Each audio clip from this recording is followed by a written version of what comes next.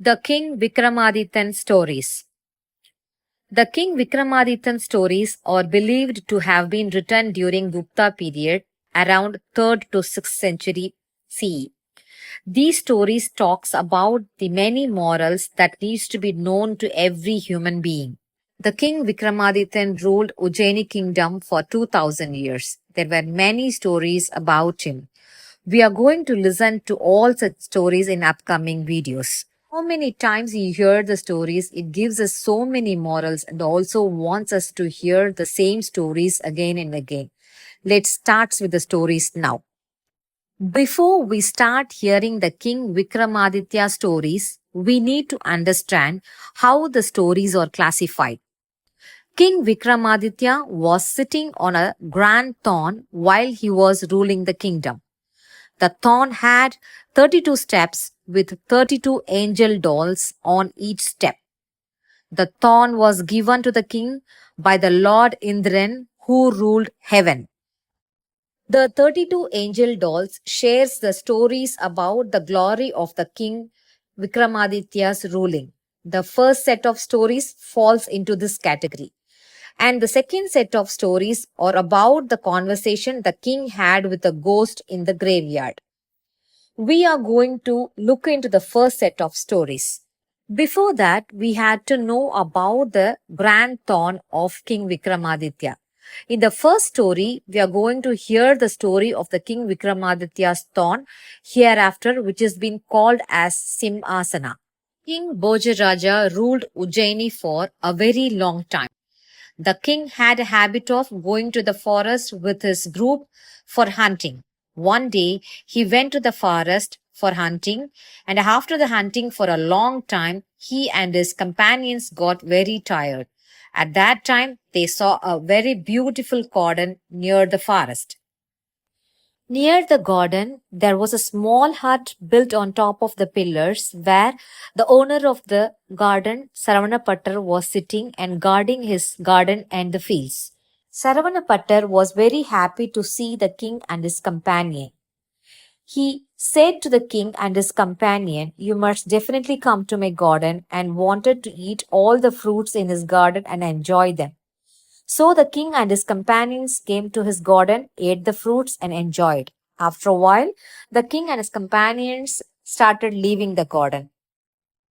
Saravana who was on the top of the hut, came down and started shouting at the king. "King, what have you done? You destroyed all the fruits in my garden. You are a great king. You rule the country, but we are poor. If anything goes wrong, we will come to you and complain. But is it good that you make a mistake? You have ruined all the fruits." He began to shout. The king did not understand anything. The king was confused and started thinking. He was the one who asked us to invite him for dinner. Now he is the one who is worried about us. The king said, "Do not worry, Saravanapatta. I'll go to the palace and return the necessary wealth to you. You can recover the loss we incurred by doing so." Saravanapatta, who heard this, became peaceful. The king and their companions were making all the arrangements to leave the garden. Saravanapatta, who was on the ground, climbed up again. He was very sad to see them all leave. Again, he called the king and asked him not to leave the garden. He was requesting the king to come to the garden and eat the fruits and stay here. He also asked him to forgive him if he did anything wrong. The king was really confused. He was the one who was shouting at us few minutes before and asked us to leave the garden. Again, he is asking us to come inside. After a thoughtful process, the king decided to go inside with their companion, saying that he took all his companions inside the garden and ate some fruits and then started leaving. Again, Saravanapatta, who was on top of the hut, came down and started shouting at king. "Are you a king? You destroyed all my fruits. I have to run my family with this. If I lose like this, what I can do?" The king did not understand anything. He got really confused. After a thought, he said to Saravanapatta, Don't worry, I'll go back to my palace and send you the necessary wealth. You can compensate the loss with that. Saravana was also agreed to that. And the minister who was standing nearby and watching all these things requested Saravana to sell the garden to the king so that he can live his life happily. As per minister's advice, the Saravana sold the garden to the king. After receiving the garden, the minister told king, I think something suspicious about this hut. When Saravana was on top of the hut, he behaved differently, and he came down, he behaved differently.